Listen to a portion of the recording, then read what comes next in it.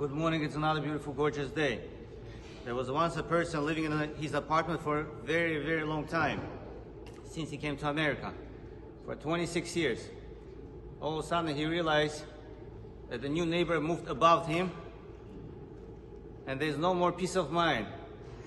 Feels like kids are playing ball in the apartment, jumping, trampling in the middle of the night and in the middle of the day. There's no rest, no menuchat nefesh. So the guy was smart enough, went upstairs, introduced himself, told him, I live here already for 26 years. I'm so comfortable in this apartment.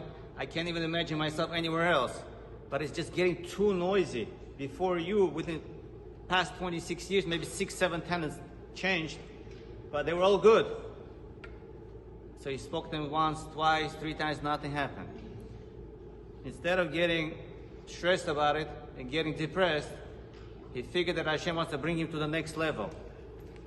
He started praying to Hashem, Hashem, maybe it's time for me to upgrade. I guess I need a bigger place or better place. Yes, I'm too comfortable. This is my comfort zone.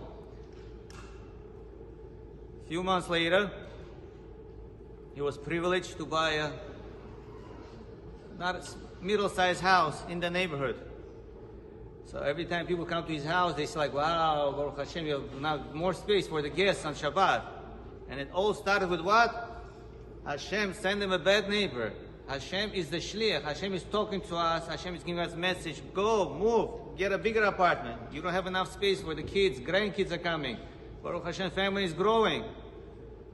We are most of the time stubborn. Leave me alone. I'm comfortable here. I'm good here. I like it here. Hashem is talking to us. Instead of praying to Hashem, Hashem, move the neighbor away. Get rid of him. No, Hashem, bring me to the next level. Not to get rid of someone. Bring me to the next level. The same thing we find by Kriyat Yamsuf, by splitting the Yamsuf. They're standing by the Yamsuf. They could have prayed to Hashem, Hashem, take the ocean away from us. Remove the Yamsuf, take it away from us. Make a miracle. No, give us the strength to go through the Yamsuf. Give us the strength to go through the Yamsuf. Not take away the ocean from us. We, as human beings, face through problems. It's normal. We have problems, we have issues, complications. But what are we doing? Hashem, take away my problem or give me the strength to deal with the problem. Us as human beings, every problem brings us to the next level. It makes us stronger, makes us wiser, gives us more patience. It brings us to the next level. So, Rabotai, next time we go through certain issues, Hashem is talking to us. We don't have prophets, we don't have Naviim that come over to us to talk to us. We're not on the level of the prophets. Hashem talks to us straight. Hashem talks to us through the other people. I'm going to tell you another story. There was a man who was living nicely, comfortable in his private home with his wife. About 2 o'clock in the morning, some teenagers hanging out on the street, they're blasting out loud music, 2 o'clock in the morning. He wakes up, he's a light sleeper, he doesn't know what to do now, he was very upset about it. We feel that sometimes in buildings we have issues. Here you have a private house, right in front of his house, they're blasting out loud music. So they woke him up, he doesn't know what to do, 2 o'clock in the morning, he turns to the right side, he turns to the left, the guy's already left of course. He turns to the right, he turns to the left, he can't fall asleep. And he's thinking like, why did this happen to me? I'm a light sleeper, what am I going to do now? How am I going to wake up for the davening, for shacharit in the morning? How am I going to deal with the day? I have to go to work. He's very upset. He looks at the clock, and the time is moving very slowly, right? When you don't want something, it goes very, very slow. He looks at the clock, he thought already it might be 4 o'clock by now. He looks at the clock, it's only 2:15, only 15 minutes passed. Felt like it was 2 hours. So he said, you know what, I remember once a rabbi told us, if you can't fall asleep, read a Tehillim or read some Divrei Torah, you're going to fall asleep right away. Because Yetzirah doesn't want you to read Tehillim.